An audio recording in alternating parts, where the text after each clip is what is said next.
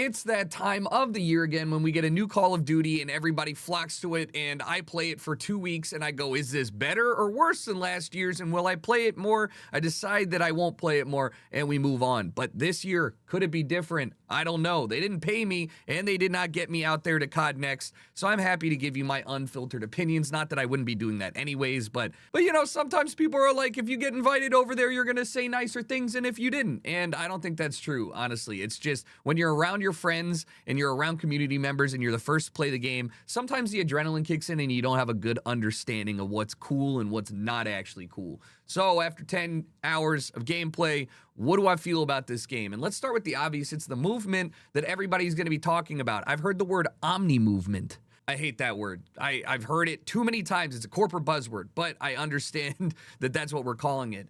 And the movement is actually verifiably different than any Call of Duty, and the closest comparison I could make is when they introduced Advanced Warfare's 3D movement mechanics with the jetpack, or even when they had like Black Ops, you know, some of the earlier Black Ops with the jetpack and wall run mechanic. But even then, those kind of made more sense to my brain than this. Like, you're like, okay, there's a jetpack, and if I thrust to the left, I go to the right, right? Like, that makes sense. No. This is like, bitch, you sprint sideways. You run backwards as fast as you can. You can slide backwards. You ever, like, conceptually doesn't make sense, but you can do it, and it makes for some interesting changes in the way you approach certain types of gunfights. Not every single gunfight requires you to slide around a corner, jump, or dive, and in many cases, it's actually pretty good in this game to just kind of quickly peek. But the movement is difficult to grasp off the rip. Like, I saw people sliding off the map. I saw people, myself sliding into things that I didn't mean to, because you're not used to like having the ability to sprint backwards and you may accidentally hit it. The part that breaks my brain the most is that you're rewriting decades, for me, or a long time, of the idea that the fastest way to go somewhere is with your W key.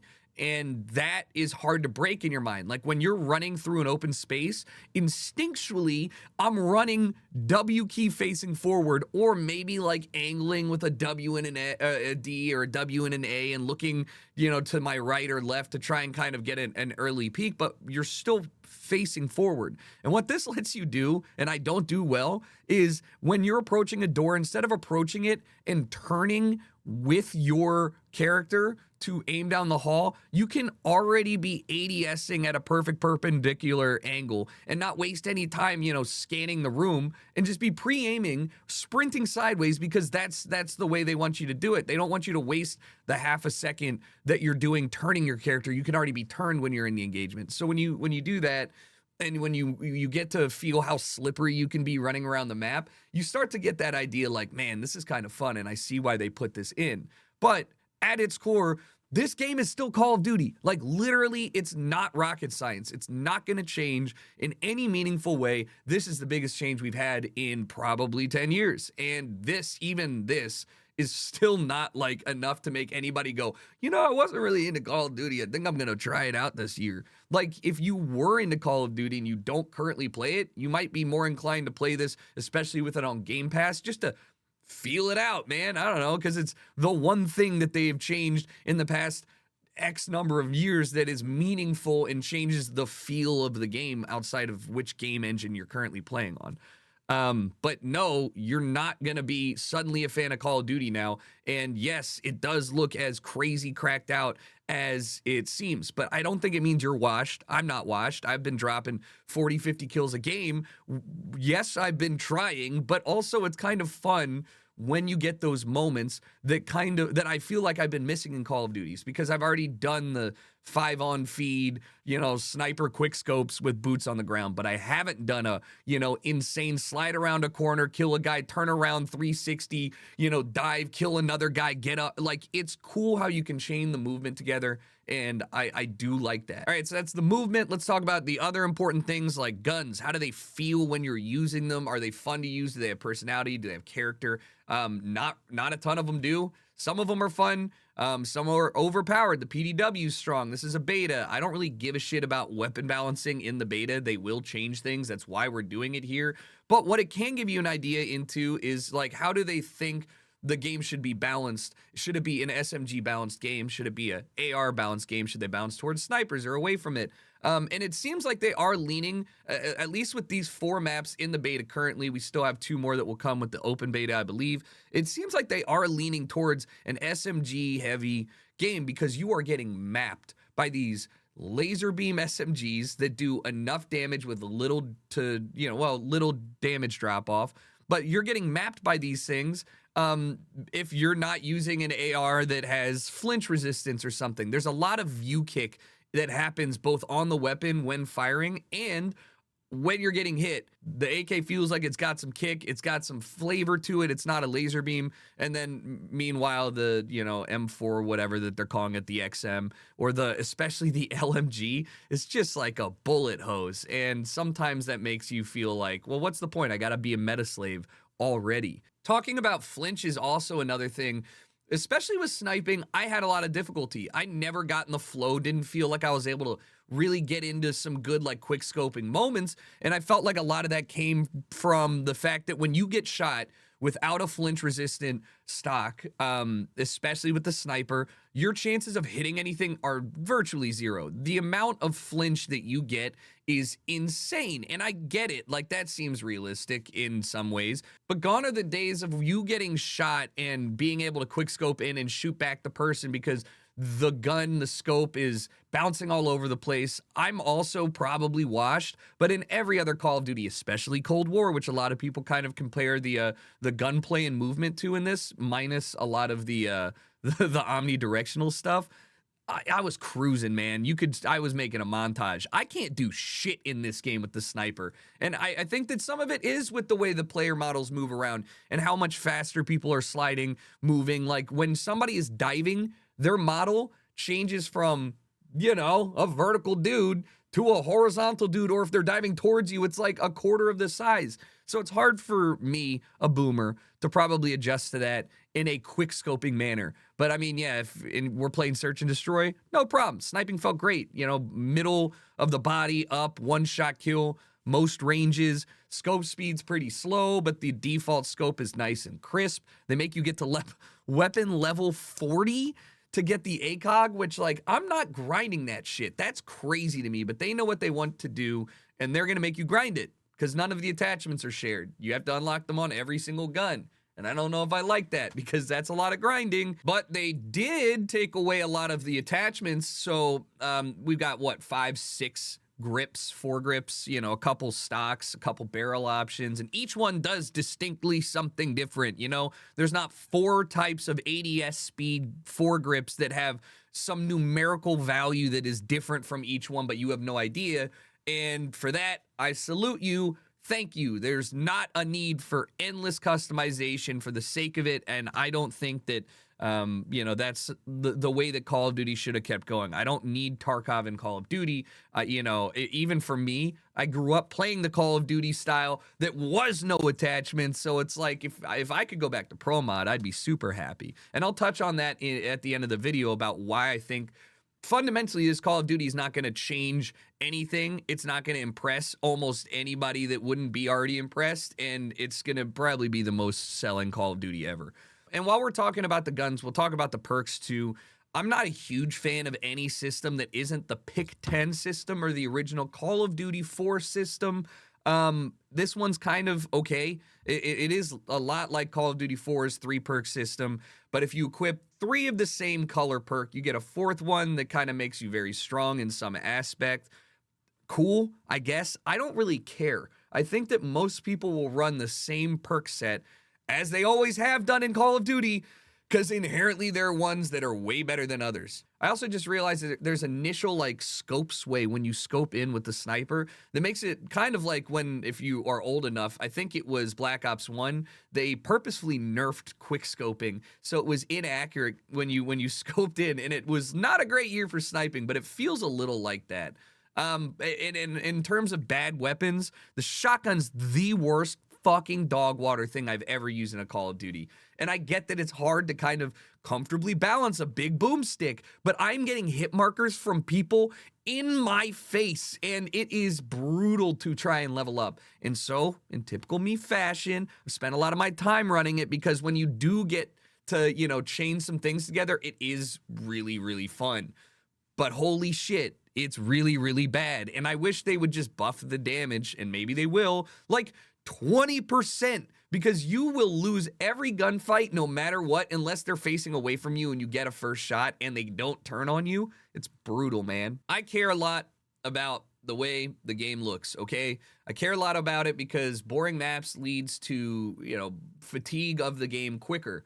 Back when I played this kind of Call of Duty, I really did care about the maps, and this smattering of 4 maps that I've played so far are fantastic in a couple ways. They're very distinct. They're very their color palettes are very distinct. You have a sandy outside, you know, military base bombed out. You have a vibrant shopping mall with a whole bunch of different stores, styles, and whatever from the 90s, I guess. Then you've got yourself the jungle train, derailed or whatever it's called, which I think great greens and stuff, a little claustrophobic, but good job. And I mean, like looking at, and of course, obviously you got Raid. I don't even remember what it's called. Skyline? It doesn't fucking matter. That map, beautiful, and largely in part due to the golden hour sun that they set. The whole map is like in a whole nice warm glow. The sunset, it's so good, man. And I give a shit about that because a lot of Call of Duties were ugly and gray and brown. Go watch Modern Warfare 2 footage. Like, go look at that shit. The most color in that game was the blood of the humans you killed. It was wild. Like everything was just gray. And I don't want to go back to that. So I'm very thankful that they made things look colorful. You know, I don't care if it should be in a covered in a layer of soot. Like, I just want it to look good when I'm playing it. It doesn't need to look cartoony. And I think they've always done a good job with the environment that they've set these maps in. But it's important to have a good map that plays well, and I'm pretty happy with the way the maps play. Like I said, some areas in some of these maps are a little too claustrophobic or a little too open for the gameplay styles that I was playing or people I was playing against. For example, the map with the big satellite dish in the desert that I can't remember the name of because I don't really care about the names of the maps, right? There's an entire left half that is a trench, an open area, and 2 sniper posts. That's a no man's land area that is very difficult to cross comfortably, but if you take the safe route, you essentially remove yourself from any fighting in the map for a good 15-20 seconds. Meanwhile, the right side of the map are tanks and buildings and cover and lines of sight and stuff.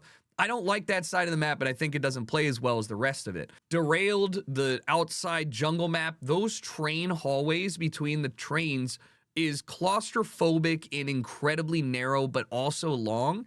And what it does is it really does lock your player into a hallway with 0 movement. There's nooks and crannies in there that don't make sense. Like in some of the backs of the spawns, there's like 4 trains put together that's supposed to be like a route into a spawn, but it's like an unnecessary area. It doesn't matter. When you're playing some of these game modes, like the high value target, which is not my favorite, it really leads to some annoying and anti-fun gameplay, and I can see it happening in Search or otherwise, where you are just simply hiding in a nook or a cranny that is just there just cuz. It's like a juke corner, but the gameplay is so fast and so dynamic, and really they have a lot of good verticality in these maps. Not too much. It's like 1 floor, ground floor, 2nd floor. Some of these like have a middle floor with the train cars and whatnot, but like you know where you're looking, so it's just frustrating when you are physically incapable of going anywhere but forward and backward in a game that emphasizes so much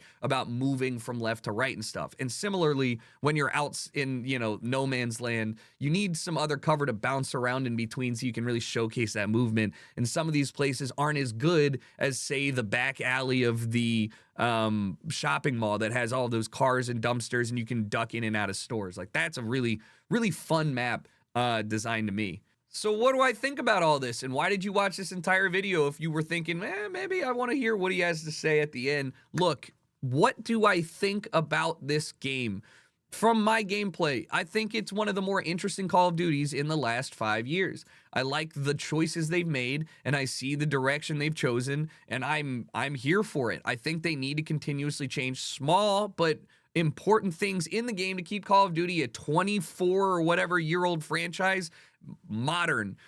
However, I don't think this is going to make anybody play that wasn't already going to play. Like, I'm not going to get on Call of Duty and play unless Search and Destroy is content. And I say that every year, and sometimes I do play with my friends, but they did make some really good content choices with the being able to kidnap people, talk to them. Brilliant. Like, that's so good. They understand their audience wants to troll, and they're here for that. So you got to give credit where credit's due. That would, and little moments like that do make me feel like, hey, this could be fun to play with a group of friends, maybe more so than it would have been last year or the year before. And most of my friends have Game Pass, so they might not be as like, I don't want to spend $80 on this year. Like, I get that. And maybe that causes more people to play. Call of Duty multiplayer is dying as we know it. The standard gameplay that they offer in Call of Duty multiplayer is not cool anymore. And it hasn't been cool for like a decade. And it's weird because I feel like I'm taking crazy pills. When Halo Infinite came out and I played that, even though it was kind of janky on launch and it's still whatever, right? I realized that I don't even think they could bring back Halo 2 in its prime and make me play that game the way I played it when I was in high school for so many reasons. But just like for me, it's Call of Duty 4 Pro Mod or Halo.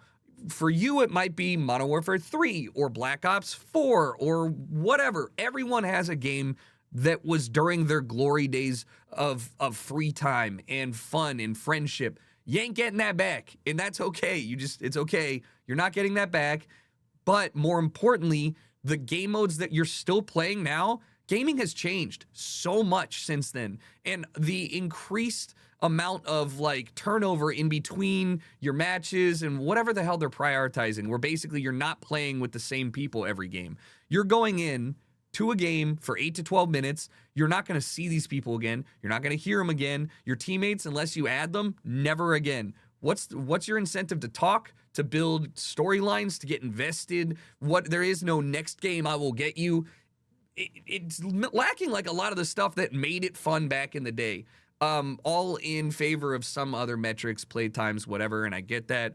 But the game modes themselves do not translate outside of pro play, I guess, or I don't know. People are forever searching the high of a battle royale win. And even for me, BR's dead. Like, I don't want to play BR's really. Like that whole concept of a game was really fun, but it's almost like a MOBA to me. Like, League of Legends was a ton of fun and I played the shit out of it. I don't want to play League again. I don't want to play a top-down MOBA, but like I recognize people do. Warzone, BR's, I love that shit. I'm over it. I want to play tac shooters. I want to play Counter-Strike. I want to play Spectre Divide or whatever, and I want to play Call of Duty Search.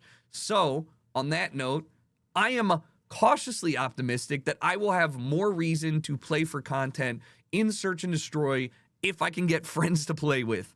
No, I will not main game Call of Duty. No, this game is not going to fundamentally change the way people think of Call of Duty. Yes, it will keep people away that think this is a TikTok-centric movement, insane game. And yes, it will also make people who are cracked on movement think this is the best Call of Duty ever.